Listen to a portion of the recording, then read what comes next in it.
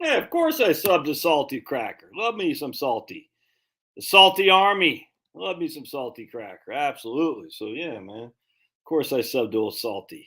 Uh, Salty gets it, if you know what I'm saying. Well, you gotta make up your mind. Hey, real quick. Hey, babe. What did Terrence Williams say? He was what was he doing with the hammer?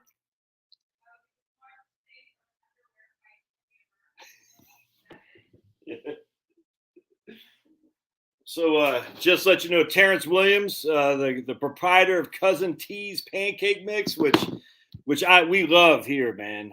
Cousin T's. Go to Terrence Williams.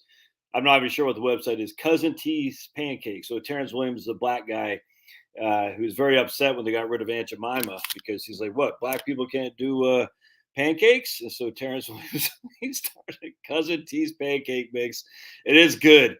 We had what five? One of my kids had five kids over last night for a sleepover, so I made him some cousin teas, and everyone's loving it. And anyway, so it's instead of where the picture of Aunt Jemima used to be, it's a picture of Terrence Williams. But it's good, man. Anyway, so he said he's safe, even though from uh, what did he say? Hanging something up in his underwear with a hammer, whatever. The butchering it, but it's funny. Terrence Williams funny. Yeah, what I'm saying. So we got Jesse Smollett is now in the MAGA. So here's some random guy in a gated community just hanging in there. Just come. He has walk around with a hammer and probably not even wearing underwear. It just happens to go some random whack job happens to go into a guy's house who happens to be married to the third most powerful person in the United States in a gated community and just happens to go on in. I mean, they're gonna blame this. Oh my! I wish the Republicans would just. I mean, I think they're starting to do it better, but literally, dude, the Democrats are gonna say Trump is like Hitler because Trump breathes oxygen. You know what I'm saying? It's just so friggin' stupid.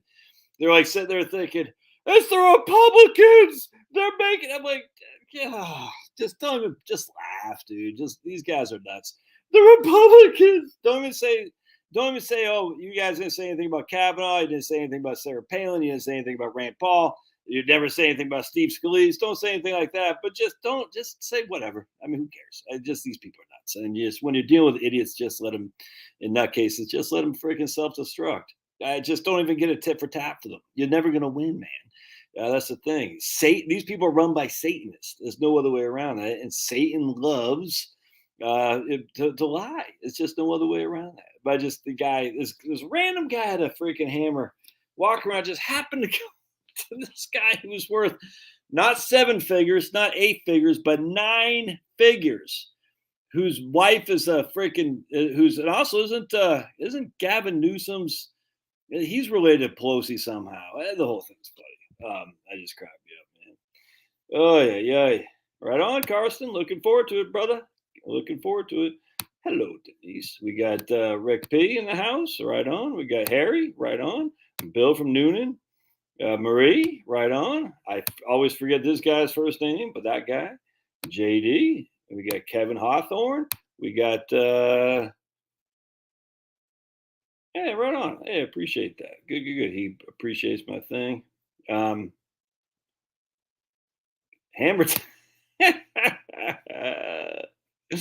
Look, Paul Pelosi, he's 83 years old. He knows what waits him. He's just trying to enjoy his last few years on this earth before, the chips get called. You know what I'm saying? I mean, you can see this a mile away. The guy's, when you sell your soul, you're going to pay. That's all there is to it, man. I mean, these guys have sold their soul, and it's not as if Satan doesn't collect. The funny thing is, Satan hates these people. He hates them because he's like, you would literally sell your soul for 80 years of probably probably 55 years of wealth. You would sell your eternal soul. I mean, how? I guarantee Satan's just like, dude, you don't even you're so weak. You're so weak. And there's plenty of them, man. Plenty of them. Oh yeah, yeah. All right. Yeah, exactly. It's kind of like the John Fetterman thing. You see how he had a picture of a burning sign? One of his campaign workers in deep red Lawrence County just happened to be driving by. He saw a John Fetterman campaign sign that was halfway burned. He just happened to be there. Where was the perp? He was gone. Because he was able to run the speed of light, which how I won't get into that right now. But anyway, Harry says, "I wonder if it was a ball pen or a call." Oh, right on, man. We got Maine in the house. Right on. Oh, good times, good times. She's Gavin's aunt. Okay, yeah. So Nancy Pelosi is Gavin Newsom's aunt. There you go. Oh, jeez, man, crazy. Oh, man. Hey, you got India in the house. Right. Kevin had his first YouTube interview. Yeah, right on. So there you go. Kevin Hawthorne has his first TV interview on YouTube under Lakeland Celebrates. All right, there you go. So if anyone's interested in Lakeland, I guess that's Florida, and you want to see Kevin there, look him up. All right, you got James Hedge is new to my channel. Right on. Hey, Frenchie Mama. Mhm. Yeah, I mean, look, man. None of these people with that significant amount of wealth got there by good deeds. Can we stop this whole thing with Elon Musk, dude? Elon Musk is. One of these days I'm gonna go back before I do this last room and pick up all the Elon Musk stuff I've looked at. It's fun. Yeah, Paul. Whole thing's fun. All right. He hit himself because Nancy's retiring. Oh my goodness. Hello, Tina. Tina's in West Virginia. Chicken Charlie. Right on. Vaughn's in the house. Yeah, Paul says, I don't know, but his name is David. David, he's a friend. Prairie Mark's in the house. All right. Good stuff. Good stuff. All right. So, what I want to start with here today is I want to start with a bunch of stuff that just pisses me off. Sorry. It just does. Let me just go through my stuff I got up here real quick. I'm going to share with you. And I once, hold on a second. Oh, hold on just a second. I thought this was pretty interesting. I'll get my healthcare stuff in just a sec. I've been wanting to do a video on this. I gotta say, if I don't do the video within a week of the tab being open, I just need to cancel it. All right, I don't think I did a video on this. Excess returns stocks versus bonds. So green is stocks, the red is bonds. It's very, very. I like this guy, my man Michael Leibowitz, right here. Big fan of his writing. Not for everything, obviously. I always got to preface that, but he says, "Goodbye, Tina. There is no alternative." And hello, Bah. And I forgot what he calls Bah. It's bonds are an alternative. I completely agree. Um, see, the recurring 10-year periods when bonds outperformed are highlighted in red. The data and excess returns on the graph are for 10-year periods that ended on that date. For example, the excess return from 1974 is based on the period from 1964 to 1974. Let me just explain what's going on here. All right. So we go back to 1910, and you can see stocks outperformed until the Great Depression. And then the Great Depression, we go from basically mid 1920s all the way to the beginning of 1940. So bonds outperformed during the Great Depression. Depression means not inflation. All right. So that's the depression. Bonds did much better than stocks. The excess returns. Red means bonds did better. Green means stocks did better. Not sure why that's not green or red right there. I don't get it. Anyway, either way. So bonds did better than stocks basically from the mid 20s to the early 40s. That's a pretty significant time period. Fast forward, this is interesting, to the only inflationary time frames we've ever really had, the late 60s to early 80s. So depression, bonds did better. Inflation, bonds did better. Interesting, is it not? Depression, inflation. Isn't that interesting? But bonds get killed in inflation, Josh.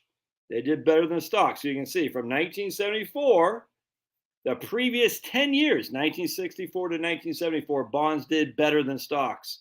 Right here, 1981, from 1971 to 1981, bonds did better than stocks. And then, of course, the aughts, we know that. And here, stocks did significantly better than bonds. What happened during this time? The interest rates are dropping. All right. What happened during this time? Interest rates are dropping. Isn't that interesting? So the point being is, you can see I mean, this is the odds, and there's a lot going on in the odds. I actually think that's the one of the great. I'm under the conclusion that every 30 years there's a massive great reset. You got World War One. You actually got 1860s with Darwin, 1890s. I haven't thought that through too much yet, but you got the World War One. That's the whole team period, which is the Federal Reserve, and then the League of Nations, Woodward Wilson, the mass slaughter of World War One. You got World War Two, which is essentially getting rid of nationalism as a whole, and solidifying into this whole United Nation crap. Then you have the 70s, which, if you actually think about it, what was the 70s? It was getting rid of domestic manufacturing. And remember, China opened up and everything. And the guy after Mao, I'm always drawing a blank that guy's name. He sold out to the bankers, the Davos, probably not Davos, London, whoever the bankers were, Brussels, I don't know, the Rothschilds, Rockefellers. And so the great reset in the 70s was getting rid of Western localized manufacturing and globalizing everything 100%. Then you have the next 30 years, which would be the aughts, which is the beginning of the security state. The aughts of this century was the beginning of the security state, where basically, how dare you think that you can do anything with government following you wherever you go. I mean, they pat you down, anything they want to do, because security. We got to worry about those terrorists and whatnot. And now in 2030, I believe that we're going to have. It's going to be even a deeper security state, literally, where I think they're going to. I think the COVID thing was a test run, frankly, to see how many fools would fall for it. And I think there's still many fools. I actually think they probably are trying to do the COVID thing to get rid of some of the weakest people, if that makes sense. The real fools that said not only do they fall for it, but they continue to do so, even with all evidence blindingly obvious to point against them. And I think they're like, look, these people are, they're not, we can't have them. And as such, they're doing what they can to make them put out the pasture. And I'll let you figure out what I mean by that. But then come 2030, it's going to come down rampant. It doesn't have to be that year, but that time frame. Every 30 years is a great reset of some sort to the security state, to even a more localized security state on your person via some kind of computer-based digital currency, some kind of jab. I don't know what it'll be. It'd be interesting to find out. And you could freak out about all you want. I'm not. I'm just okay. I mean, it's going to come, and you better be able to hang in there and say, I'm not going to take your stuff. And the way you say I'm not going to take your stuff is educate yourself with knowledge on what these people have done before. Come on. Is there any reason why Tuskegee, just to sweep that under the rug? It's not just Tuskegee. I mean, I tell you, everyone in the mob thinks Jonas Salk was this, all that in a bag of chips. They don't know the first thing with the polio vaccine. They think if you say anything negative against the polio vaccine, you want people in an iron lung. That's just idiotic, and people have a right to be idiotic. And those people will be thought of as they're first to go when the people say we can't have weak people. We have to have strong people who will be part of the incredible surveillance state that's taken over. And it's not. I don't think it's going to be like the Stasi. I mean, it's kind of like that, but I think it's going to be more individualized, more localized when you're on your body, frankly. And I don't know how that's going to play out. It'd be interesting. And it's going to take guts to stand strong against that. But it don't matter. God's in charge. And if God's in charge, we all know what happens. God wins always. So let's say a prayer. Father, Son, Holy Spirit, amen.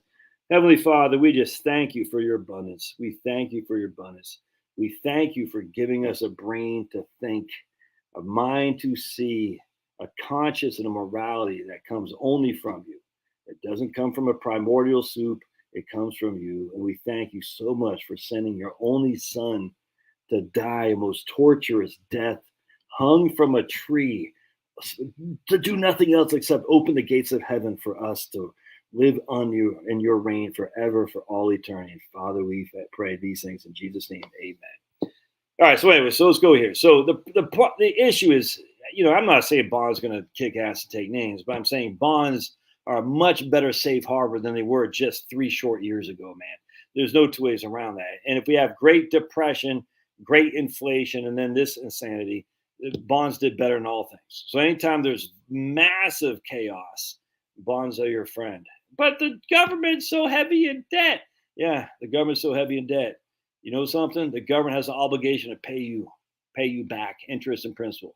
You know what does not have an obligation is a corporation. It doesn't. So be that as a man, as you way. I just think bonds are looking pretty doggone good, man, for sure. I'm 52. I only have Wellington. That's as deep as I want to go into bonds. I still believe in dividend paying stocks. But if you're closer to inflation, to that day of retirement, man, I tell you, government bonds look very good to me. He talks about right here French Fama, the French Fama, in which they debunked the capital asset pricing model. Yep, 100%. CAPM is a clown show. Everyone knows Cap. I hate to say everyone because a lot of people don't. They think CAPM is evidence based investing. French and Fama rightly claim that beta or the market isn't the sole factor explaining stock return. Their theory promotes active, not passive investing strategies. I completely disagree with that. But French Fama used to have 3-factor portfolio. And I'm going to stop looking at this right now. Where they said dividends, price earnings, price book, and high dividend yields. In those days are kind of now we have 5, 7 factors, something like that stuff. So just because there's a portfolio that worked well over this time frame doesn't mean it's going to work well going in the future. In fact, we have lots of evidence that the dogs of the Dow, for instance, it worked well under this model, and now it doesn't work well anymore. Does that mean it won't work well? No one has any idea. But in the basic bell curve, there's always going to be something that's on the outside of what's probability statistically probable. There's always going to be a black swan of some sort.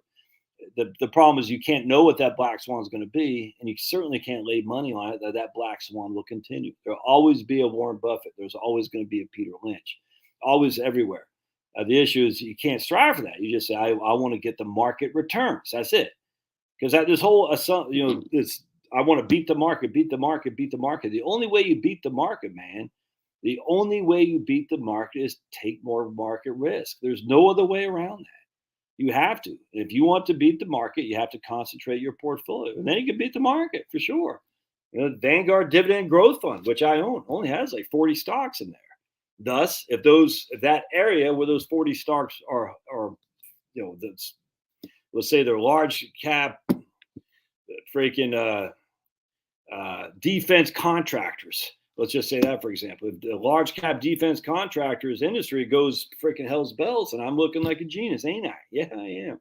If the defense contractors doesn't go so well, because maybe we should rein back on our defense spending for Ukraine and Taiwan and stuff, then I look like a fool. The only way to beat the market is to take on more risk. There's only no other way around it. All right. Yeah, the Couch for Foreign Relations, indeed, the CFR. The Rockefellers got their name all up in that junk. It's funny how the Rockefellers are everywhere, the Rockefellers. Yes, exactly right. Yeah, man, right on. You must be reading my man Morris Beale, Carson, because Morris Beale talked about that in his book, The House of Rockefeller. The Council for Foreign Relations. It's nuts. The American Medical Academy. It's let's just put it this way, man. The idea there's no cabal is freaking nuts. Now, does that mean the cabal is sitting there right now with Mr. Burns and the Stonecutters? I don't know. I don't think they're sitting there right now saying, how are we going to get Josh? But the idea there isn't decisions being made well above the rank of Paul Pelosi is crazy. I just like mutual funds. This guy, TJM, just because I don't want to play around with individual bonds. I don't, because if you buy an individual, unless it's a government bond, by all means do so. But if it's not a government bond, it could go kaput, and we don't want that. So, but I just like mutual funds. Buy mutual funds if you don't, in my opinion. Yeah, well, that's how they. But no, it's not about Dems wasting the money. That's the politics. Politics is how they're showing what they're spending their money on. It's all about raising money so they can live high on the hog to do another campaign. So say, hey, look, we raised, I don't know, freaking for Stacey Abrams, we raised $100 million, and here's what we spent it. We spent on these ad campaigns here, here, here. There's never they don't care about results. They just care that they spent it to show we were using the money to promote Stacey Abrams, and that's what they do. They don't care. They don't care who sees the ad. I mean, you should see these ads here in Georgia. It's literally probably two times a half hour. It's how Herschel Walker is a violent black guy.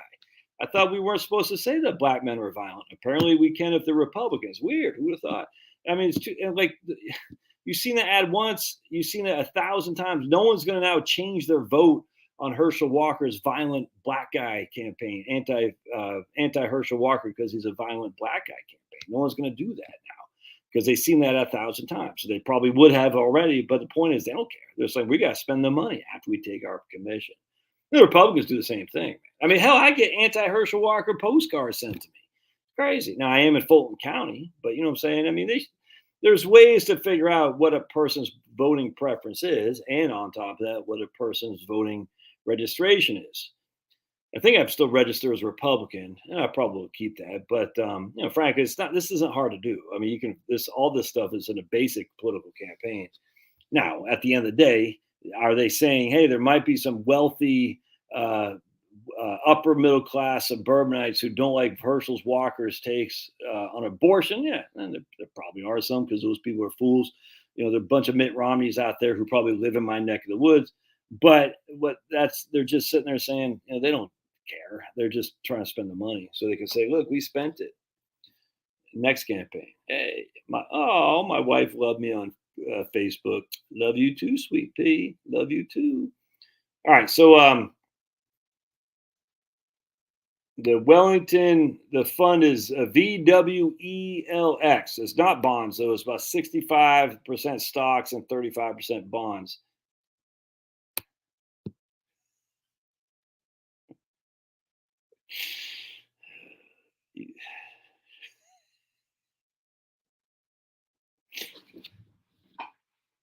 You still out there?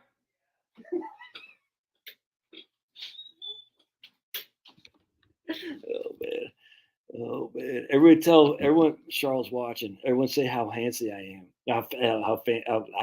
How handsome I am. Everyone say how handsome I am. So she might get jealous for once, because frankly, come on, why would she marry this guy? Oh my goodness, what a knucklehead! She thinks. I love my wife, man. I just.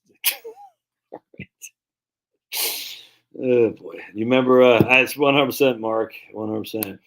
Remember when Liam got on here a year ago or something like that? Oh my goodness! Yeah, that's funny. Liam said, "Dad never hangs out with me." Hey, Gary, good to hear, man. Right on. Well, how's the farm life treating your brother? All right, so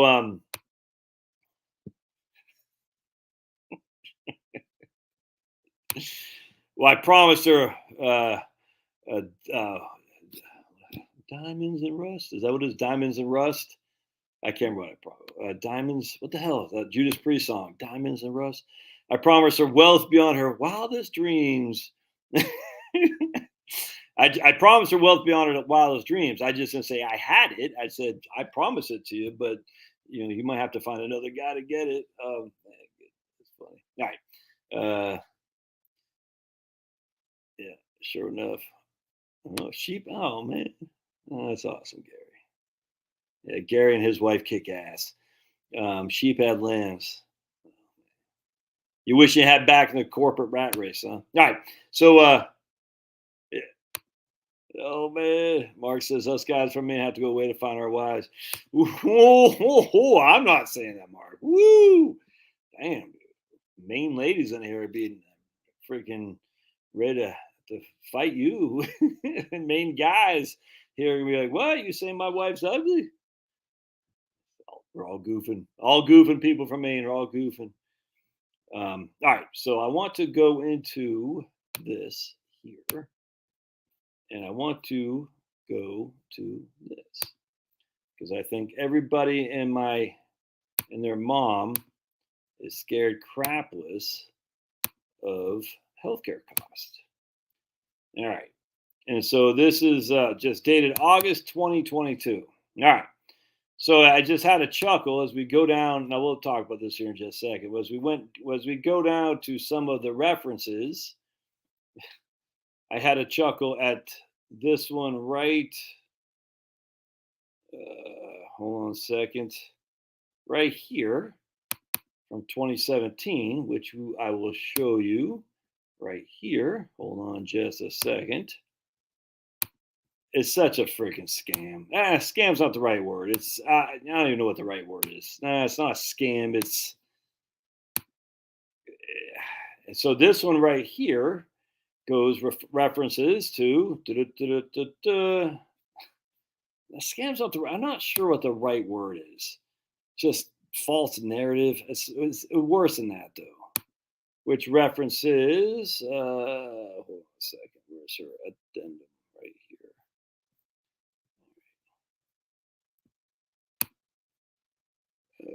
Hold on just a second. We're looking for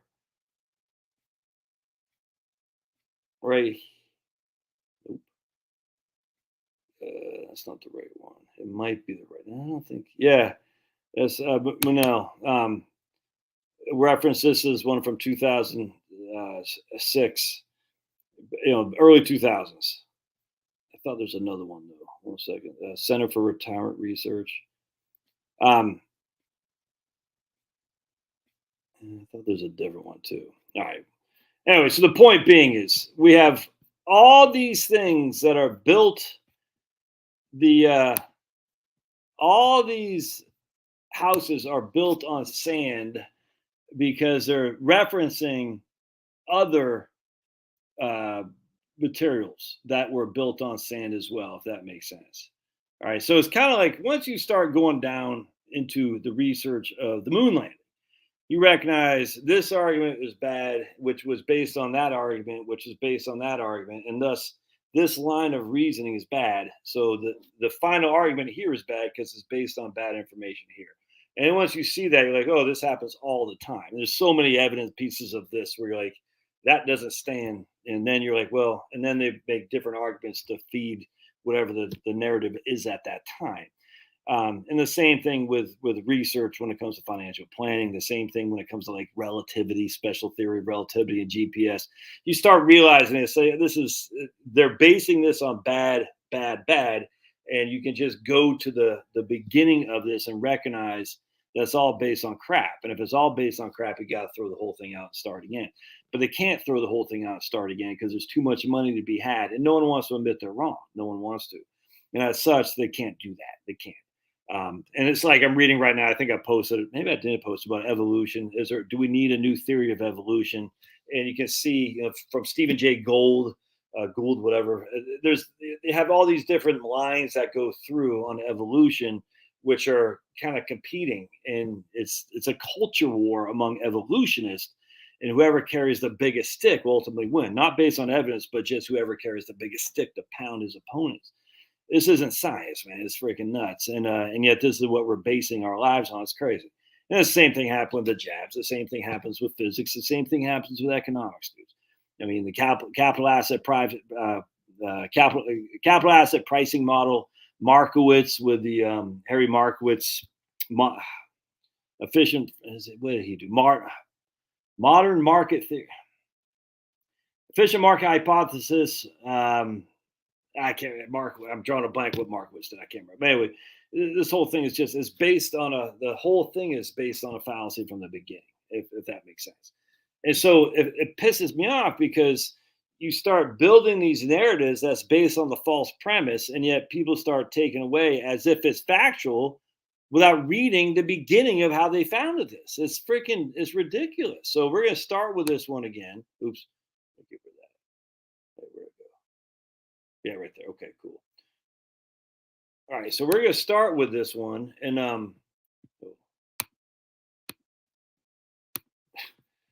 I can't believe how many people are literally killing themselves at work because of the false premise of how much they're going to spend in retirement. So I got this. I wasn't able to highlight it here, but I printed it off. And I'm gonna go into some of this right here. So the first thing I want to do is go right here. This is August 22nd, August 2022 by Center for Retirement Research. And that's where Alicia Munell is, and those guys at CRR, Centers for Retirement Research, and they're funded by the Brookings Institute. They're funding from the Urban Institute, Syracuse University. Just all sorts of Fidelity. I mean, it's just they're all pushing a narrative, dude. There's no other way around that. And it can't be based on ignorance anymore.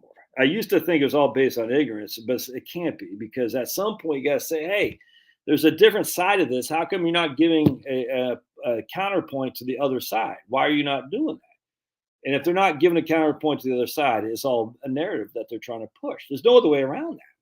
It's crazy. And if you don't push the narrative on evolution, primordial soup, if you don't push the narrative on NASA moon landing, if you don't push on the James Webb telescope, I mean, come on, have you seen those pictures? Freaking come on. You think those are real?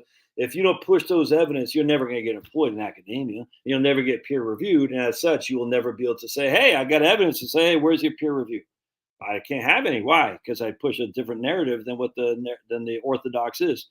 Okay, well, then we're not going to take you seriously because you're not peer reviewed. See how circular it is? It's crazy. All right, so I want to show right here, this analysis proceeds in two steps. It first calculates the distribution and evolution of total non-premium healthcare spending over the life cycle of retired households. It then determines the amount covered by public and private insurers and subtracts this portion from the total out-of-pocket spending. So if you spend $100,000 total and your insurance covers $80,000, your total out-of-pocket spending is $20,000. All right. By focusing on lifetime totals, I don't know why they italicize briefs. They do it all as weird. But this brief captures not only the risk of a high expense in a single year, but also the risk of moderate but persistent expenses that add up over time. So we're trying to capture both the bang, you're freaking out of luck, and then the persistent expenses over time. All right. As a result, 65-year-old households pay on average $60,000 in out-of-pocket costs over their remaining lifetime. This does not include premiums. It only includes out-of-pocket, not premiums for Medicare Part B and Part D. Out-of-pocket. All right. And the word out-of-pocket, actually, I can't remember if that includes Medigap. I can't remember. Anyway, but it doesn't include premium. So we're going to say it does not include Medigap or what's called Medicare Supplement. All right. But anyway, so you pay $67,000 of out-of-pocket costs over your remaining lifetime, which is about 1/5 of the total non-premium cost. All right. All right. So you're paying $67,000, which is 1/5 of the cost. So again, you pay it total costs you $100,000. Insurance pays $80,000 of that. All right, let's keep going because this is good stuff in here. Data methodology. All right. The first is the HRS, the Health and Retirement Study, which is a nationally representative biennial longitudinal survey, which follows people. That's what longitudinal means. It follows people from 1992 and asks that same group of people as they age. All right. The second source is Medicare, CMS, the Centers for Medicare and Medicaid Services. Right? And the third source is right here. Well, the HRS contains accurate measures of out-of-pocket healthcare spending and can be linked to Medicare and Medicaid records. It does not contain information on Part C, which is Medicare Advantage. To fill this gap, we use this analysis by the Medical Expenditure Panel Survey. All right. So anyway, let's keep going. By combining all three sources, the resulting provides a panel of households from 1999 to 2012. Not a huge time frame, but they're going to adjust for that. With detailed demographic information and expenditures, except for premiums. Premiums are not included in this. So $60,000 is the average. We'll talk about the difference between average and median. To capture the distribution of total and out-of-pocket spending over the span of a full retirement, the analysis proceeds in two steps. In the first step, a flexible model is estimated. In the second step, total healthcare spending is broken down by payor, be it insurers or out of pocket. All right, let's keep going here. Hang in there with me, man, because this is important stuff. Because I think it'll give you a lot to chomp on. All right, so the first part is a transitory component that reflects healthcare expenses due to unobserved factors that do not significantly affect future healthcare spending, i.e., an arm fracture. I don't know, you fell down and broke your nose. So it's just something that's sudden that you really couldn't plan for necessarily. All right, that's one part of the healthcare cost, out of pocket cost. The second is the persistent dementia. This is basically the big one everyone's worried about. It's a persistent component that reflects unobserved factors that affect the level and evolution of healthcare spending over time. So you got the one and done, might even be outpatient, but then you got the long persistent one, dementia, Alzheimer's, that kind of stuff. All right. The persistent component depends on age, past healthcare spending, and a random shock. Hence, it reflects changes in the steadiness of healthcare spending depending on the the household's characteristic. Be it very old with high health spending is more likely to have high spending next year compared to a younger household. Shocking. By the way, did you see? I don't know if you've seen the new CDC ads that were sponsored by Pfizer. Now they're starting to say, "Hey, if you're high risk, you're heavy, you smoke, you don't get any exercise, you might be at more risk for COVID." I was like, "Whoa." Where is this coming from? Why is the CDC all of a sudden saying that? Sponsored by Pfizer. Like, what's going on? How come we're saying that just now? Why weren't we saying that 2 years ago? Freaking fools! Not you guys, those guys. Oh, I can't stand the CDC. Thus, this flexible model can account accurately for not only the large expenses of a single year, but also the risk of moderate but persistent expenses. All right. The model is then used to simulate household histories for total non-premium healthcare spending. These histories capture the spending of every household in the Health Retirement Survey until the member is dead. Dead. The president wants you dead. The household the analyst then produces the distribution of total lifetime spending among the households. Okay. Let's keep going down. We talk about overall, insurance covers the lion's share, nearly 4/5 of total non-premium healthcare costs, with the remaining fifth out of pocket. All right, keep going here, amigos. And we're going to come down to this next page. And you can see Medicare covers that, Medicaid covers that, out of pocket is basically 1/5 of the cost. Of course, you can fill that with Medigap and things of that nature. But anyway, so let's go down. We're going to look at this one over here. Projected lifetime health spending, insurance coverage, and out-of-pocket spending for households 65 in the thousands of dollars, in the thousands of 2021 dollars. The projected healthcare spending out of pocket, again, this does not include premiums, $310,000, of which insurance covers $243, of which you are on the hook for $67,000. That's the average. And what do we know about averages? It skews high, i.e., there's some people that spend a hell of a lot more than most people, and as such, those get so far skewed that this brings this number up. The median is significantly lower. I don't know why they don't do the median here, but they don't. But I want to point that out. The average skews high. It doesn't skew low, it skews high. And even there, the average is $67,000 of out-of-pocket expenses to include long-term care costs. That includes long-term care. Okay, wow. I mean, for heaven's sake, man. Now, if you're in the 90th percentile, again, the skewing, the average is $138,000. I mean, is that enough to keep you working a crappy old job for that? For $67,000 or $138,000? And that's the 90th percentile? At age 90, the results similarly show the cost double between the average and the 90th percentile, which we just showed you. For example, total spending on average is 113 compared to 205 for the 90th percentile. After insurance is factored, the out-of-pocket costs are 24 and friggin' 51 right there. I mean, all right.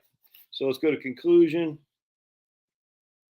In conclusion, Medicare, Medicaid, and other insurers cover the lion's share of total spending. In terms of out-of-pocket spending, households will cover about 22% of the cost, which is 67,000 on average, and that is not does not include premiums. So now I want to go into.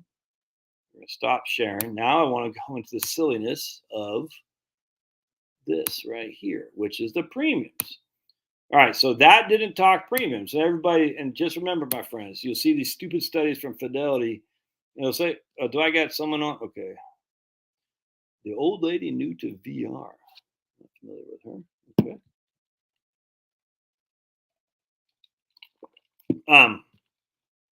So what was I just saying? I forgot what I was saying.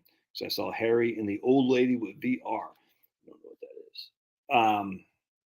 Oh, so the Fidelity study that everyone references, you need $350,000 for health care, and that does not include long term care. Oh, it's so friggin' stupid, man, because like that doesn't. How much will you need for clothing? How much will you need for transportation? How much will you need for housing?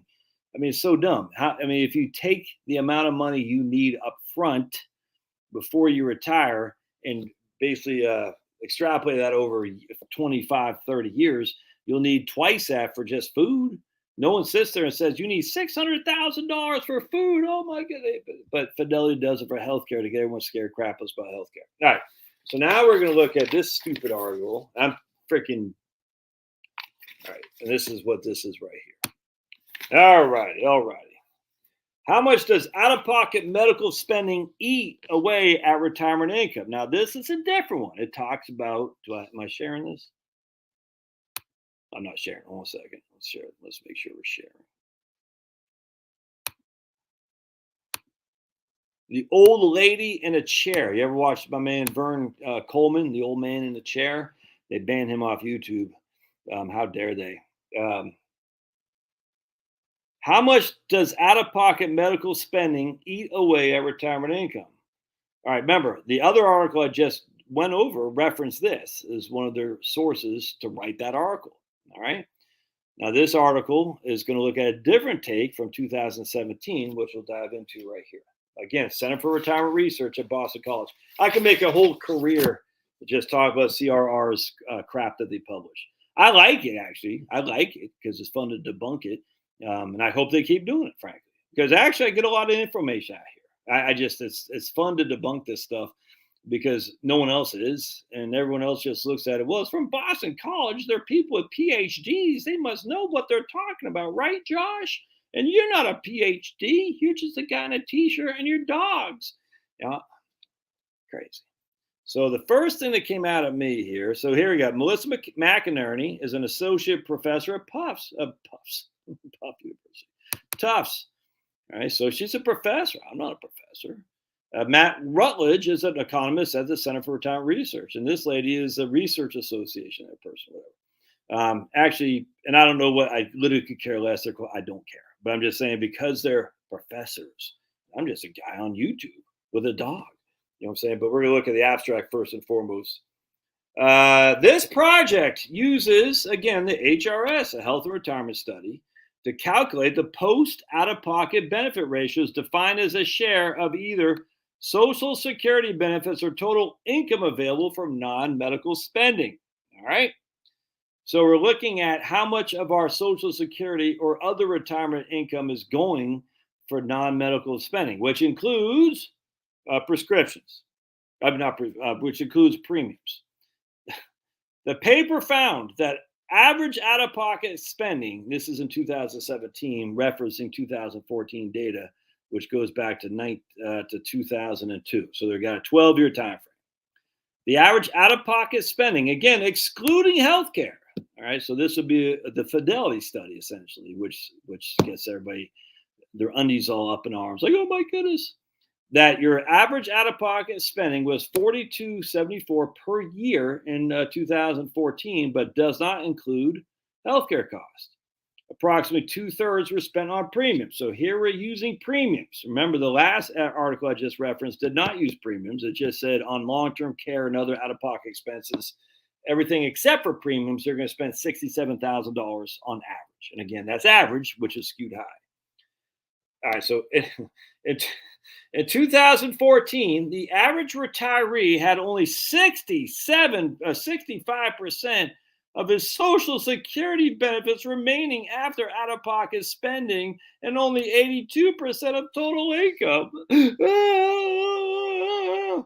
Now, first of all, a huge issue with that, which we'll get in here in just a second. Second of all, that means they have 18% of their health care goes to goes to Medicare. Well, not Medicare, goes to healthcare. Well, if we look at, I don't have it here, but if we look at the CPIE, which is a consumer price index for elderly people, we already have about 12 to 14% already allocated for healthcare spending. So this right here is a little bit on the high end, but it's not like it's extraordinary relative to CPIE. It's already it's already baked in. So when they're saying this, it's stupid. And then, of course, they say the average retiree, average, has only 65.7% of his Social Security benefits remaining. Something should jump out at you immediately, because they're going to say the average Social Security check is what, about $1,600, and yet the average spending is $4,274. The average spending is based on 2014 numbers. What is the average Social Security check based on? Well, it's based on people taking it at 62, basically based on people who took it out a long time ago who are now 95 years old. You see what I'm saying? It's not really apples to comparison, is it here now? So they're going to say the average Social Security benefit is $1,600. The average healthcare cost is $4,200. Thus, 65% is left of your average Social Security benefits. And even that's wrong, but we'll just go into it. Nearly 1/5 of retirees had less than 50% of their social income remaining after out-of-pocket expenses. Now remember, what is not included in income statistics when it comes to poverty? Transfer payments, no Section 8 housing, food stamps, any kind of localized welfare. None of that's included. All right, just as an FYI.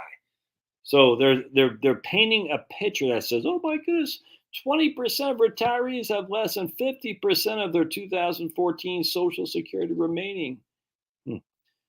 Just taking the average Social Security benefit, which is built on people who took it so long ago, and it's just stupid. And looking at it in this year, 2014, is not an apples to comparison at all. But it doesn't matter because it's still stupid.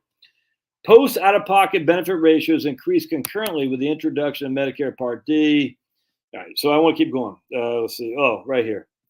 The policy implications are, with less than 2/3 of their Social Security benefits available for non-medical consumption, because we're spending 35% of our Social Security is going to our out-of-pocket healthcare cost, and that does not include long-term care. So how dare you retire? And limited income outside of Social Security for much of the elderly population. Many retirees likely feel that making ends meet is difficult. So, are these policy implications, or are these subjective feelings that these people said, the researchers? Limited income outside of Social Security for much. Define much, and how did you find that? How do you quantify that? Many retirees likely feel that's subjective. It's not objective. No one should be saying this in a research document. It's stupid. I mean, that's just so freaking weak. I've already obliterated this thing before, but I'm doing it again because it pisses me off. All right. It's just laughable. All right, let's keep going. So now we're going to go down to the next page right here. The project decomposes out-of-pocket spending by two types, specifically premiums. That Fidelity study, oh my goodness, we're going to spend $350,000, and that doesn't include long-term care. And cost sharing and uncovered services.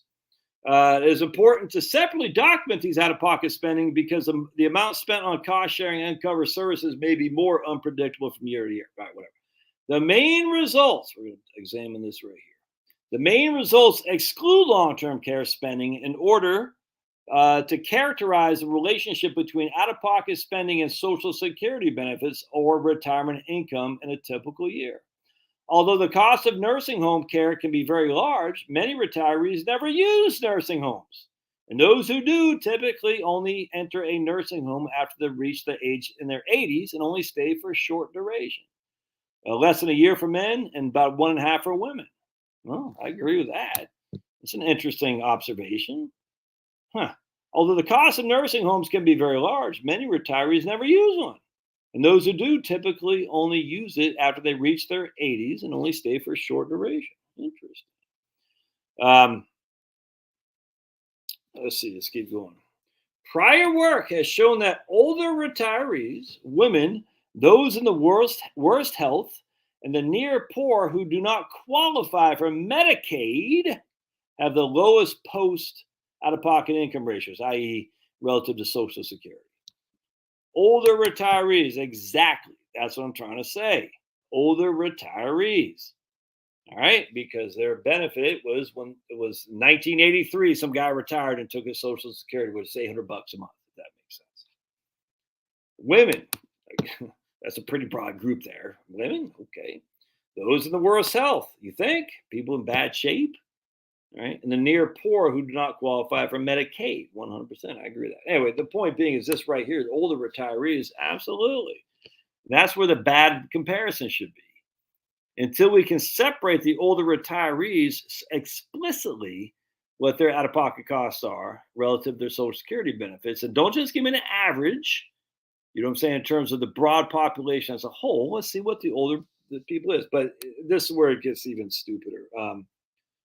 Because Medicare's out-of-pocket costs are often substantial, and because some key services such as dental, vision, and hearing are not covered by traditional Medicare, enrollees often acquire supplemental insurance policies, and basically they're going to go into the one. We're not talking Medicaid, they're talking Part C, which is a private insurance that covers enrollees. And they don't really talk about Medicare supplements. So I'm not sure. They talk about Medicaid, Medicare Advantage, or retiree health, but they don't talk about Medicare supplement, i.e., Medigap. So I just thought that was interesting. I'm not sure why they would not talk about Medicare supplements. And that's, if you can afford it, you should always get. You should get a Medicare supplement as opposed to Medicare Advantage. I mean, look, that's a broad brush. I get it, but if I have the resources, I will certainly buy a Medicare supplement for Charlotte and me as opposed to Part C. All right. Let's keep going. That's because this rig is funny. Given that a high share of Social Security beneficiaries rely exclusively on Social Security income, benefit adequacy is a crucial issue. Love to see the proof. What is a high share? Where's the proof of this?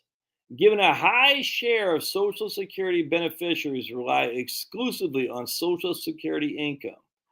Define high share. This isn't the language that people should be using in a peer-reviewed research paper. High share. What is a high share?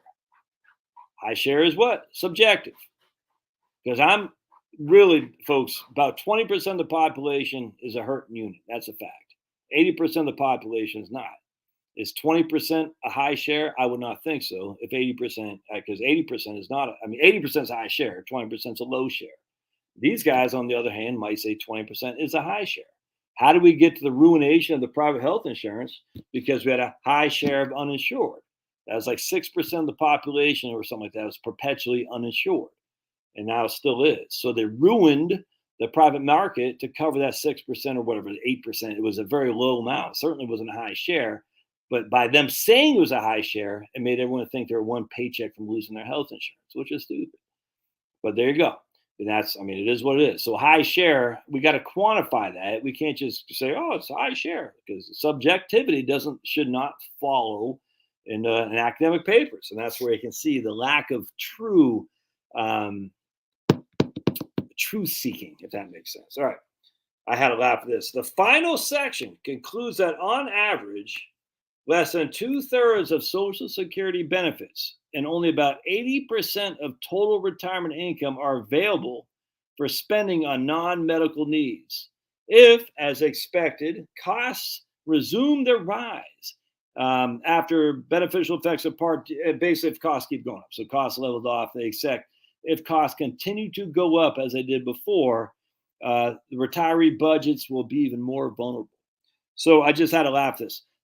On average, less than 2/3 of Social Security benefits and only about 80% of total retirement income are available for spending on non-medical needs. So we have to go to where I want to go to. Hold on just a second. And go down here to this page right here. Let's keep going. This is so freaking dumb, man. I just can't take it. I can't take it. It's fun. While the analysis with respect to old age survivor income, Social Security benefits, so remember, there's no DI in there. So OASDI, old age survivor disability income. We're getting rid of the disability part here. Old age survivor income provides one measure of the adequacy of Social Security benefits. It does not capture the total resources available to retired households. This study, therefore, also examines the percentages of total income, Social Security benefits, as well as income from other sources such as pensions, government transfers. Do they really? Capital income, and income from 401k plans and IRAs that remain after medical costs. How they get in government transfers? Interesting, is it not? Anyway, let's just keep going. Social Security benefits, as well as income from other sources, 401k plans and IRAs. The third key variable, RAND's aggregation of out-of-pocket expenditures incorporates costs arising from home health care, prescription drugs, nursing home care, blah, blah, blah. All right, let's keep going there. RAND's aggregation. We're going to keep, and again, Medicare Part C, but they don't talk about Medicare Advantage. I want to go down here, right here. Total personal income. Let's go look at 11. I want to show you where 11 right here. So this study, we're looking at the income because we're talking about how much out-of-pocket expenses eats away at your income. So here's where they're going to define what they're using for income. All right, come down here. Total personal income is the sum of earnings, pensions, benefits from Social Security, disability insurance, supplemental security insurance, unemployment insurance, workers' comp, and other government programs, as well as capital and other income. If the respondent is married or married like, the analysis assigns him half the household's capital or other income. Correspondence with RAND research indicates that their version of the HRS does not include any income from 401k or IRA distributions. Interesting. So while the analysis, let's see, this study therefore examines the percentage of total income as an income from 401k plans and IRAs. But they just said that the RAND that they use does not include income from 401k or IRAs. Thus, this study will add 401k wealth imputed by this person, Manel, who's head of this program, and these three people in 2014. They're imputing it. Okay. They're taking it from data that they're just saying, this is what we're going to use. It gets worse. They're imputing to IRA wealth from the RAND. So they're basically imputing the income from IRAs to the IRA value from the RAND HRS. Interesting. That's not from the 1040. The IRS actually will explicitly say how much is in your IRA. Not for, you won't be able to say Scanlon has $1 million, billion, $1 trillion, but it says in the aggregate, the taxpayer, how big IRAs are. But so they're imputing that from the RAND, which the HRS is subjective, but let's go with it. But that's not how they define income. They annuitize the total. They annuitize the total IRA income, assumingly 401k, because they're adding 401k wealth imputed by these people to IRA wealth. All right, there are a lot of imputations there, and then we're going to annuitize the total amount to calculate the potential defined contribution income. This potential annuity income is added to the total income measured from the RAND. Huh. What? The average post out of pocket ratio without adding potential annuity income is only about 3 percentage points lower because only a third of the sample has potential defined contribution income. The difference is greater, about 9 percentage points for this group with any defined income. All right, so all this is full of crap because we know for a fact if we look at the Social Security data, I've done videos on this, I'm not going to do it here today. And we look at what Social Security says through the Census Bureau, the CPS. Actually, let's see if I have that. Let me find that because I'm going to try to find this on the fly. Hold on just a second if I can.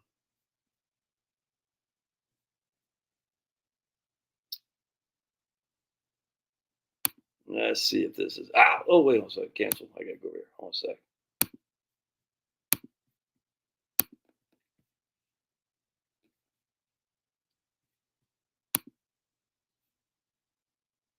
Let's see if this is what I'm looking for. Is it baby?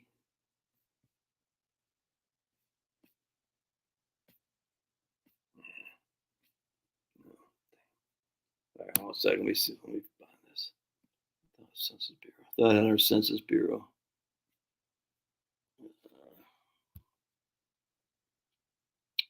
Nope. Damn. Oh wait.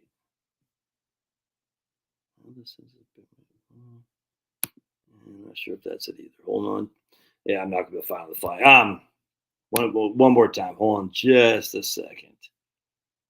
Is it under Social Security? Maybe it's under Social Security.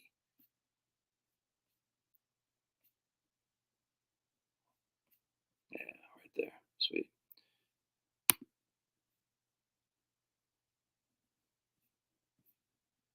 Yeah. All right. Sweet. So let's. Right there. Cool. Good. All right. So let me show you what I'm talking about.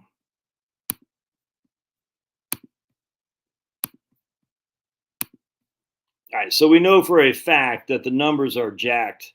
Okay. Sweet.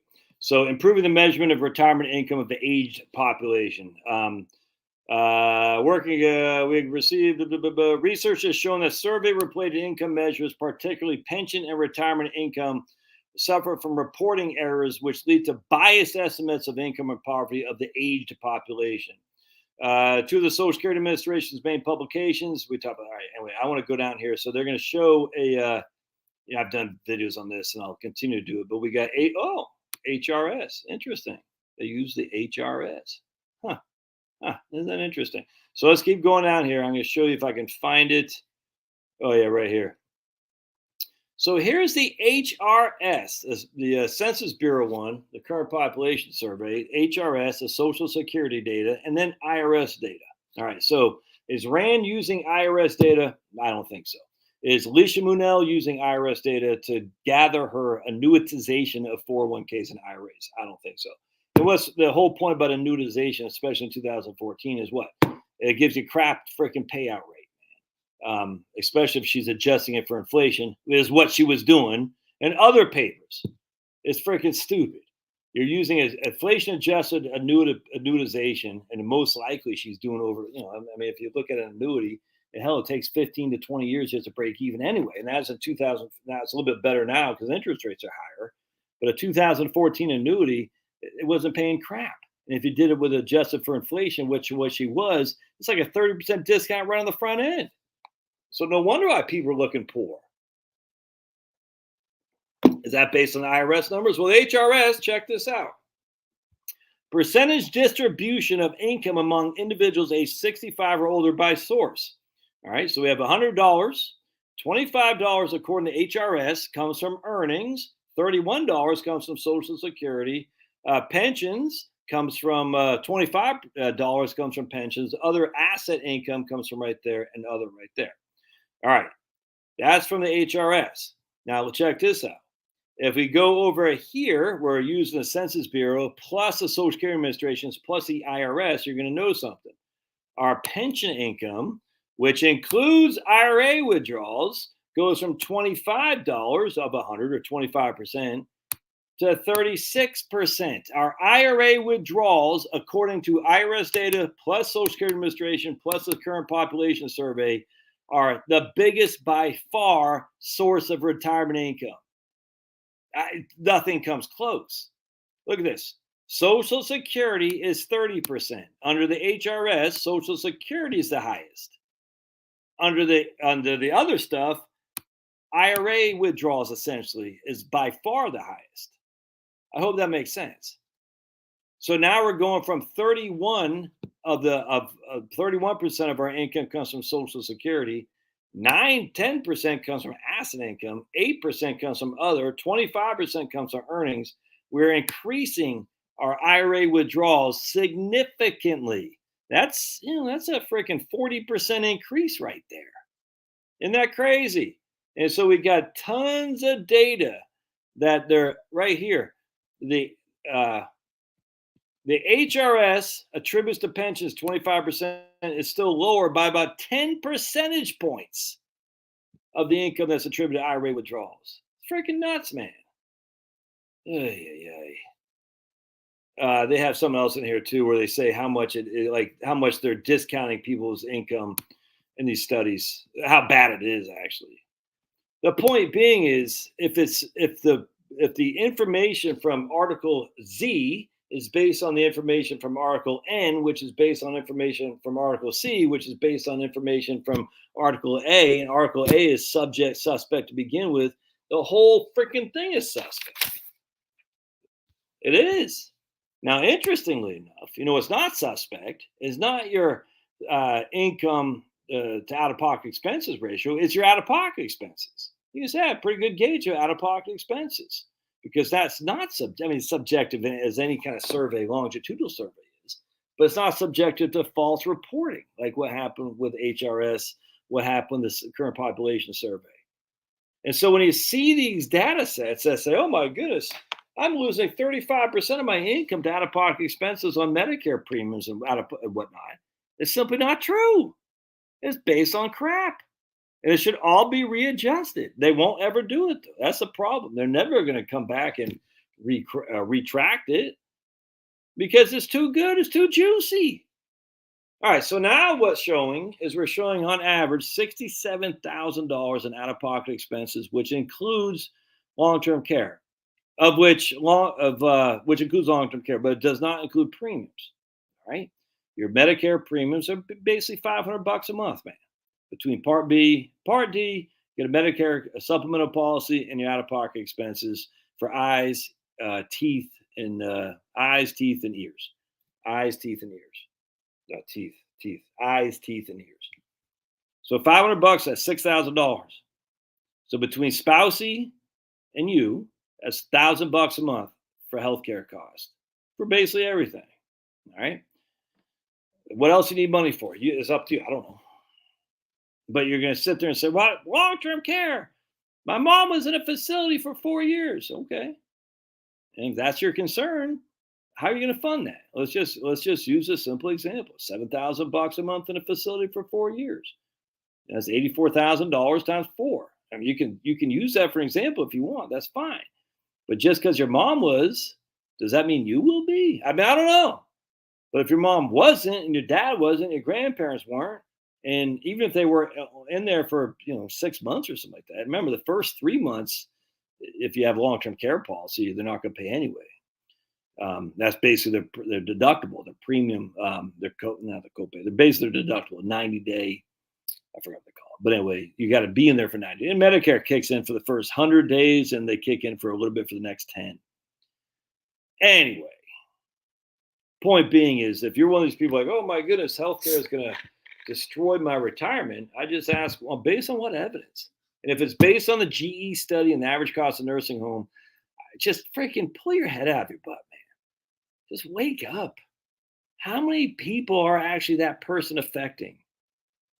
The average stay in a nursing home. And then what they do, these freaking scoundrels, they say, oh, the average stay in a nursing home is freaking $8,000 a month for a private room, whatever it is, and you're going to be there on average for 2.5 years. Okay. And then what they'll do, the very next sentence will say, the average person will need 51% of the average person needs some form of long-term care. And now your focus, your brain says the average nursing home stay is 2 years at $8,000 a pop. And 51% of people, 65% of women will need some form of long-term care in the course of their lives. And you're making that connection. It's deliberate. Needing some form of long-term care equates to staying in a nursing home for 2 years at $8,000 a pop. It's freaking, I mean, it's genius, frankly.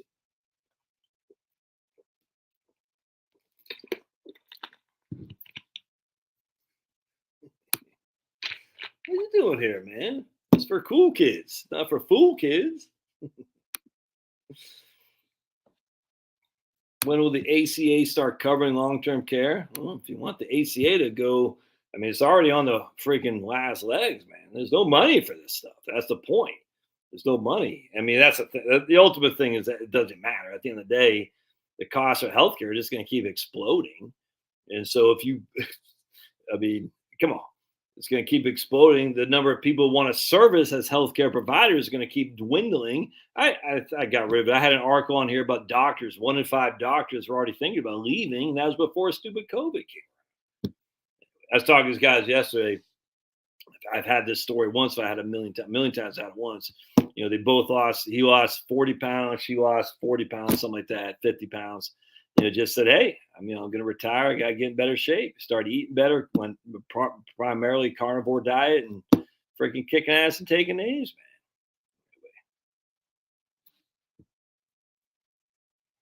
man. Yeah. Now, I was going to come back to that, though. That's the thing. You can already see that coming back. Family is going to be more and more long-term care. There's not enough people that want to do that. Not enough people that are going to do it.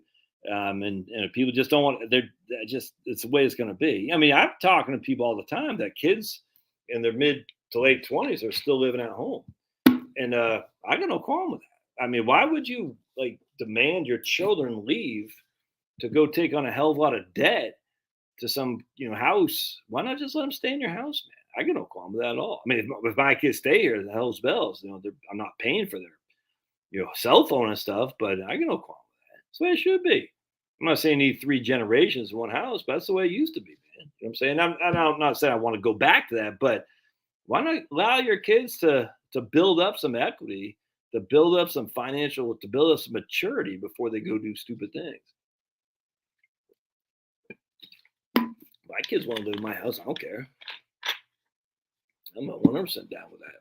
If they want to, they don't have to, but they're welcome. I talk to people all the time who do that. Their kids are still there.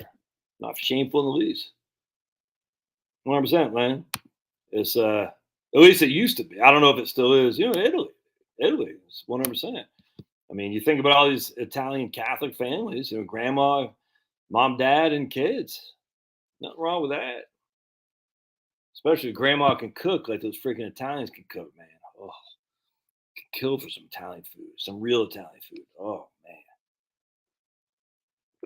man. Killed for some Thai. Think about Thai. I need to have a bathroom like 15 minutes away. If I'm 20 minutes before I find a bathroom, it's gonna be bad. I'm telling you, but I freaking kill for some Thai. I don't like Indian food. Indian food's nasty. For me, many people do. I don't get it. I can't stand Iranian food. But man, freaking Thai. Oh, man, as long as there's a bathroom, about 15 minutes.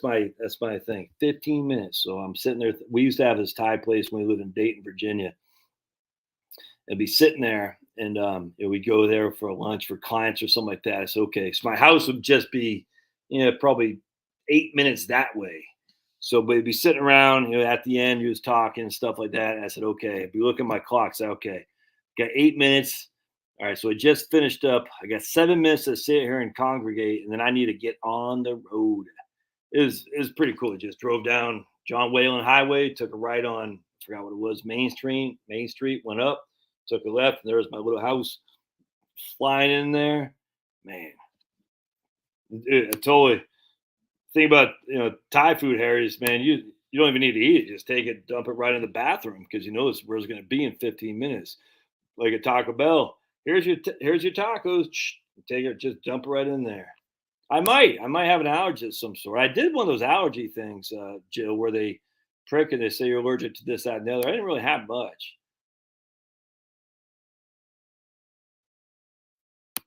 Europe saves on early teen pregnancy. Nowhere for the kids to sneak. Grandma said, "Yeah, it's funny." Good talk. Take care, mom. Yeah,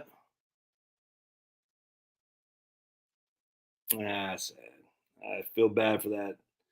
Yeah, that happens a lot. I was talking to this guy a couple of years ago from Virginia. His wife was, I want to say, Cuban, and he was white, and his mom was Alzheimer's, knee deep in Alzheimer's, and his wife, she didn't sign up for that, but she was freaking, just like a champ. He would go to work and she took care of his mom. You know what I'm saying? And I got nothing but respect for that, for people to do that, take care of their parents, especially someone else's mom. I was like, damn, that's And then she finally died, and I hate to say they're freed. I don't mean like that, but they're able to now live the retirement life they want to live. And I think they might have moved to Florida or something like that. But I got nothing but respect for that, man. That's taking care of a parent. Whew, it's tough. I mean, nothing but respect. All right, what else you guys want to talk about?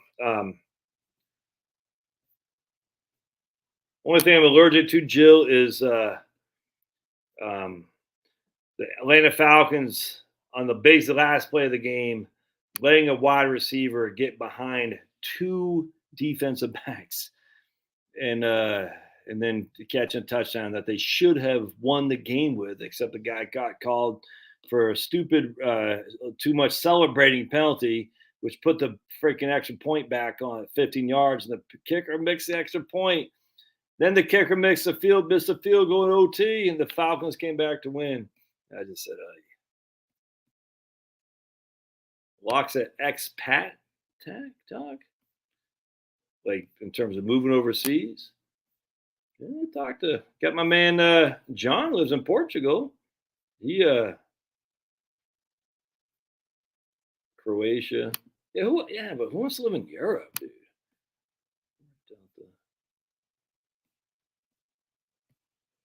Yeah, I know. Yeah, I think that's where my uncle lives, Chiang Mai. I think. I mean, hell, who wants? I don't know. I don't want to live there. It's USA or bust for me, baby. That's all there is to it. Yeah, and I've been to, I don't know. I've been to Panama. I've been to Germany once and twice. Panama once. Honduras. All have good things, but dude, you can't speak the language. Sucks, dude.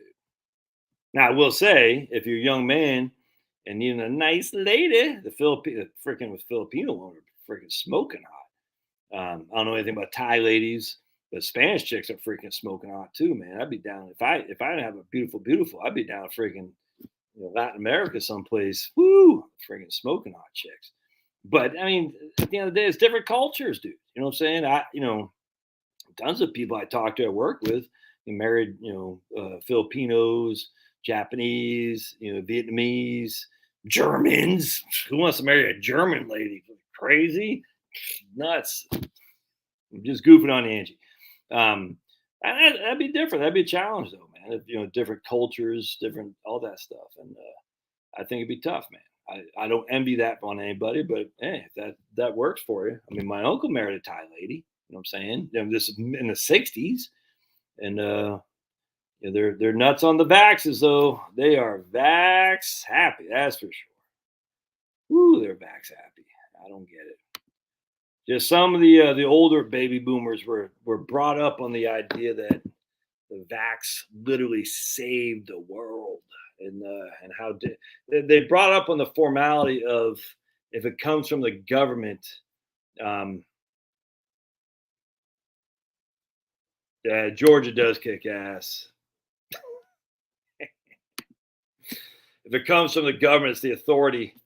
And if it's the authority, they would never lie. It's weird actually seeing some of these older people like, no, they said everything's right. And that has you would have thought the baby boomers with their challenge of the authority would. But now the baby boomers are in the authority, so they, of course, because they're in it, then their authority is right. You see what I'm saying? I imagine my generation will say, no, it's the authority. But hopefully there are more and more people are starting to say, authority Shmorty. I mean, you guys have been lying to us since day one. Um, yeah, it's Denise. She pays. Look at that, $300 a year for long inflation adjusted long term care insurance. That's nuts. You ain't gonna see that anywhere. Let me tell you, you're not gonna be able to go about that buy that policy. The only Harry says the only country my wife would live in. Right on. Do you know if Social Security is counted as income when it comes to purchase of insurance from healthcare.gov? It's all part of your, you got to look at your provisional income and how they calculate MAGI, MAGI, modified adjusted gross income. So the answer to that is yes, but do they calculate it, for every dollar of Social Security flows to your 1040? The answer is no. Modified adjusted gross income and the provisional income rules with Social Security. Not gonna get that here. I need to do another video on that. Maybe I'll bust out the whiteboard tomorrow and do another video on that because that's a big one, man. That's a big one. Yeah, I got tons of people moving overseas, and I don't say tons, but tons of people have married wives and bring them back and stuff. And I deal with a lot of people actually who are South African, interesting, who've come here, United States. I've dealt with many, and Irishmen and English. Talked to a guy the other day. He's still a British green card. 2 3 weeks ago, he's still a Brit. Been living in the States for 20 years, but he'll probably move back. Was he Brit or is he Australian? Maybe he's Australian. But I've talked to all kinds of guys like that. And I remember talking to him. He was single. He's like, he's making bank. I was like, but you're not happy. He's, yeah, I can't remember. Maybe it was New Zealand. I can't remember. Someplace where they speak the Queen's language. But anyway, I said, well, just, you want to go be where your people are, man. You know what I'm saying? Go be happy with your people. I mean, why stay here? Well, I need the money. I mean, he didn't say that. I'm just, I need the money. You don't. I mean, if you don't, you don't. Just freaking go back where your people are. I just remember he's like, I can't. I never thought about that. I said, dude, come on. Like Angie, I don't know if Angie's husband is German or not. I don't know. But let's just say Angie's like, she really wants to go back to Germany for some ungodly. Angie really wants to freeze in the wintertime. So she was like, I really want to go to Germany and not have any electricity. That sounds great. Then go back, and that's what makes you happy. I'm just not. Angie's German, so I'm just picking on her. But could be for anybody here, man. Like if you want to go back there, go. I got no qualm with that. Just go where you're happy. Just remember the creature comforts you've come to be accustomed to here in the good old U.S. of A. You ain't gonna get over there. I had one guy was really, really mad at me when I say the USA kicks ass. We actually have dryers. You know what I'm saying? A good amount of England, they don't even have dryers for their clothes. They do it outside. And that might be great. You might be comfortable. I'm not. You know what I'm saying? Hell, I was raised on clotheslines. It sucks, dude. You know what I'm saying? Gotta go out there and and your clothes are still wet. You're like, oh, still cold. I'm from Maine, dude. Go out there, you're like, oh, it's still cold. You gotta put your cold pants on and go to school because they're not quite dry enough. That's freaking sucks. Or you get a cold cloud cover comes through, the moisture, the water vapor, the biggest greenhouse gas there is, by the way. Nothing comes close. Sucks. You throw them in there, turn on the good old, just plug that into the magic thing of electricity in your wall from the fantastic electricity tree in the sky. All it takes to get electricity, all you got to do is that thing right there. See that little white thing right there?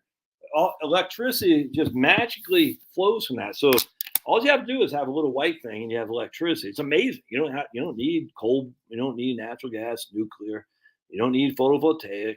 It just comes from the wall. It's amazing. For every little white thing, it's just magic electricity. Anyway, let's see what else going on here. I saw something that said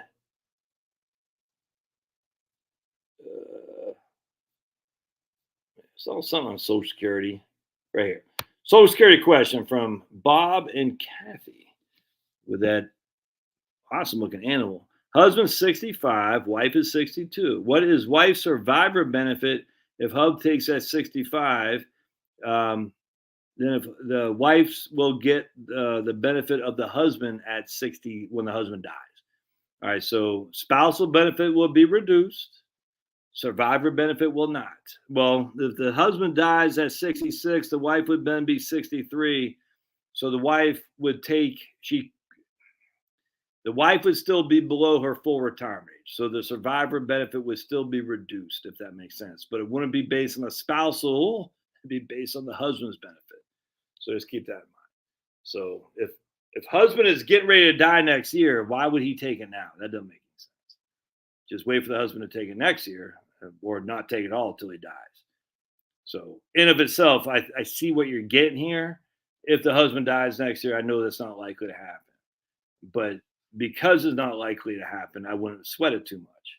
But if husband takes it early, all right, then husband's getting a reduced benefit, which means the survivor benefit will be reduced to surviving spouse. If surviving spouse takes it before her husband dies and surviving spouse takes a survivor benefit before her full retirement age, will be reduced again because she's before her FRA. Now, can she stay? Hey, I'm going to continue on my own benefit and allow my my survivor benefit to keep on until I hit my full retirement age? Yeah, she'd have to talk to Social Security about that, but certainly she could. But anyway, hope that helps. Yeah.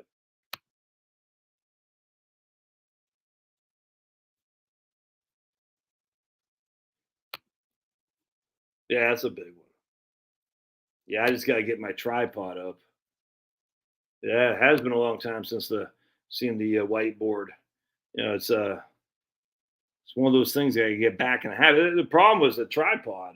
The tripod sucks, but I just got to bust it out from the.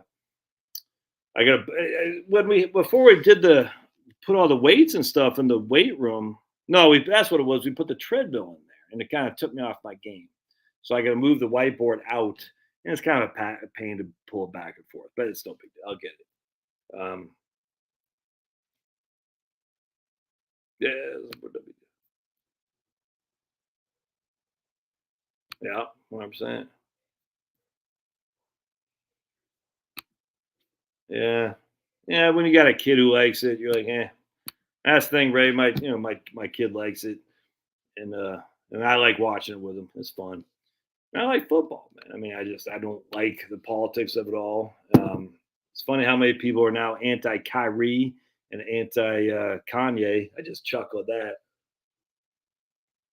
Apparently, Harvard can host anti-Semitic people all day long, and no one cares. But Kyrie and Kanye say anything bad, and everyone's up in arms. I just like, but this is odd. I mean, we got Hasidic Jews being destroyed in the streets of New York City. No one says anything, but Kyrie and Kanye, what's that about? I this just the whole thing's nuts, man. All it does is serve to divide. That's it. Um, it's like, look, if you're gonna, I want to get into it. All right, so my man, Karina, husband 63, I'm 49. He will retire 69 or maybe a couple months later. The plan is that I'll work till I'm 62, smaller income. Do you recommend to save a certain amount a month? No, I mean, yes, you should try to save some money, make sure your debt's paid off, but absolutely try to save some money. How much? I have no clue, no idea. But you don't want to go in debt to save, Karina. I mean, that's dumb. Don't do that. Just remember, man, if we go into a low growth economy, which we certainly are, low growth economy, debt is not your friend anytime, but certainly not your friend in a low growth economy. All right. Debt is a significant drain on resources.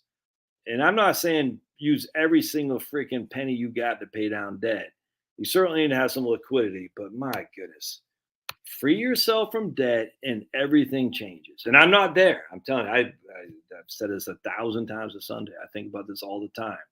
Free yourself from debt and everything changes. It's that simple. Stop buying. I'm not saying she's doing it.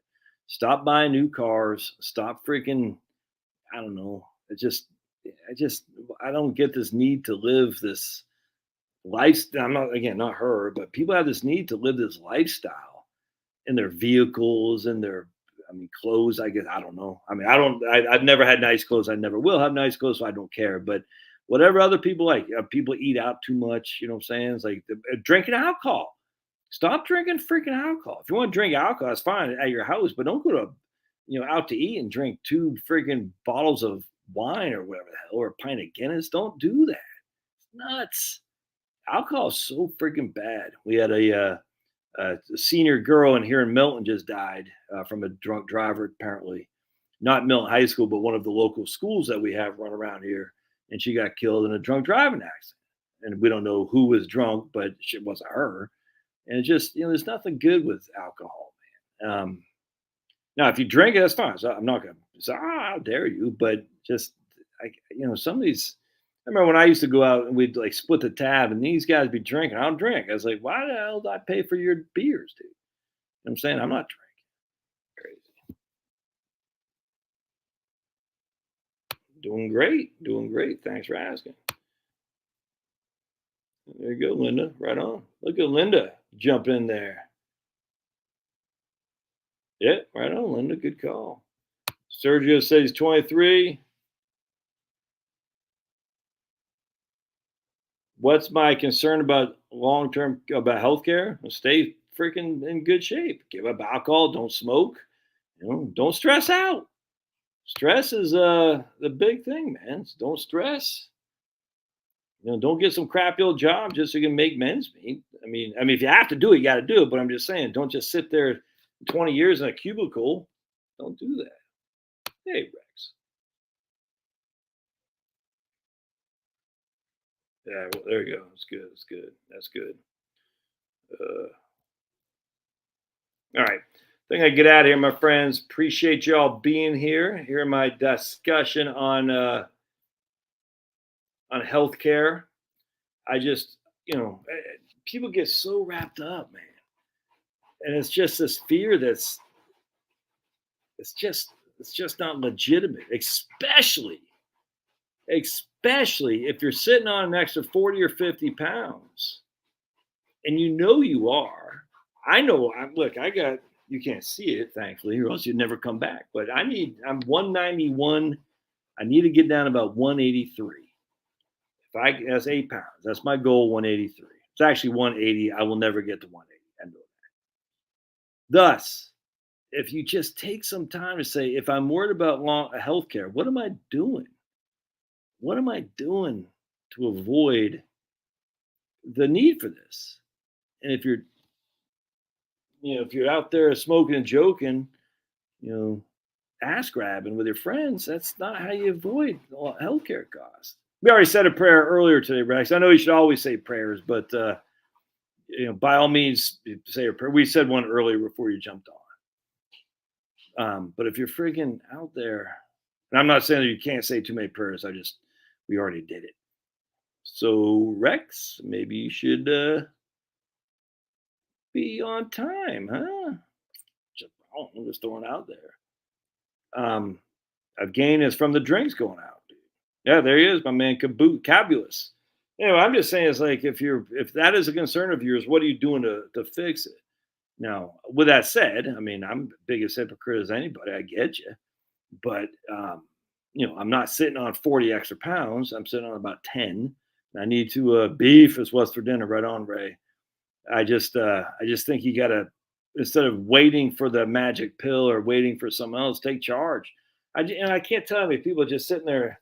These people just from yesterday, and they're freaking here in Georgia, just kicking ass, taking names. They both lost 40, 45 pounds because they were tired.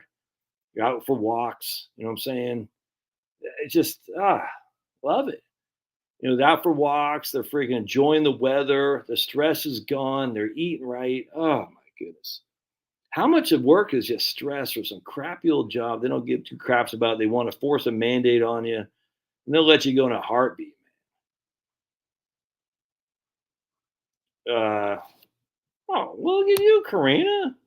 What are you worried about? Look at Karina Iverson. Kicking ass and taking names. She's only 49. Husband's 62.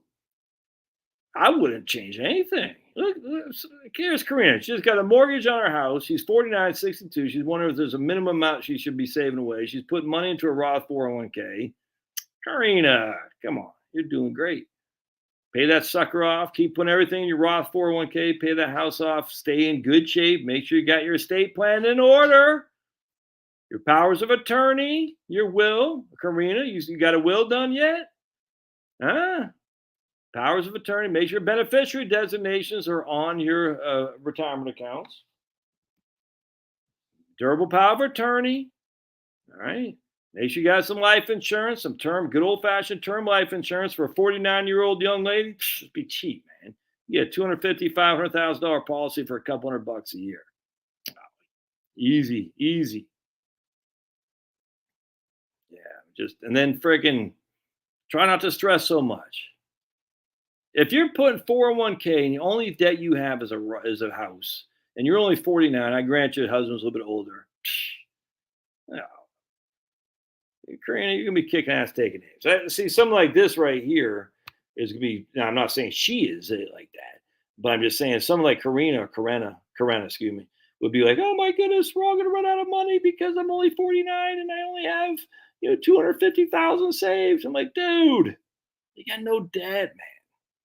Think about it, no debt. Oh yeah. Maybe when I get to no debt, I'll be like, damn, man, maybe it's not as great. I can't. Maybe when I get there, I'll be like, okay, oh yeah, it's still not as good. I don't think I will. But I mean, I guess I could get to the day where I have no debt. I've been doing this for so long with so many people. I say the people who don't have debt, they travel light. They travel light. And it's amazing what you can do with no debt. You can tighten that belt pretty easily, which also means you don't pay as much taxes. Just throw it out there. Yeah, I get you, Harry, but I'm not sure that's true. If you have enough cash, you don't need homeowners insurance. That's true. I just like, I don't know, man. I'd rather not. I'm not that risky. I'm not that risky. That's for sure. Oof, that scares me. I'd rather be overinsured than under. That's just in my nature. But I get what you're saying. All right.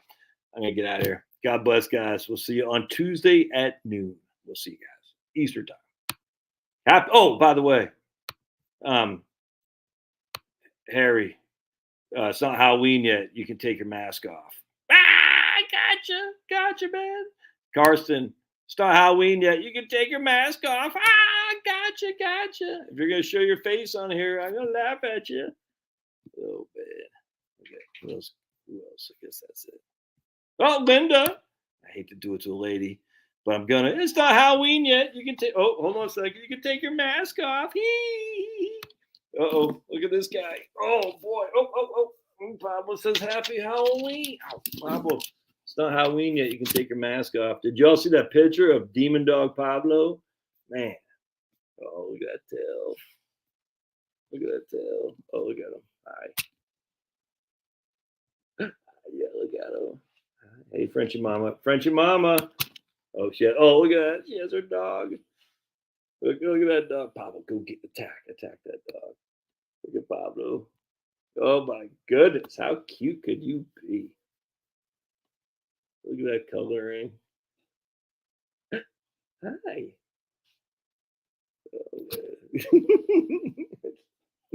Oh, Jill. Oh, we're gonna make Pablo Scrappy Doo. You know what I'm saying? Old lady with VR. It's not Halloween yet. You gotta take your mask off. Anyways, we're gonna make him Scrappy Doo. So Cavin's gonna be Shaggy, and Pablo. And look, this is Scooby Doo right here, right there. Hey, Finny. Oh boy, that's not appropriate. Finn. Totally Scooby Doo. Finn. Hey, Finny. Look. Huh? Hey, Scooby. And then Shaggy's right here. Shaggy. Hi. There's Shaggy Doo. And then Kevin is going to be is Shaggy. Oh, that's Scrappy. Excuse me. Pablo Scrappy. And then I'm not sure what Liam's going to be. I forgot. And then Charlotte will be Daphne. Because everyone had a crush on Daphne when you're like 4 years old. I'll be Fred. Yeah.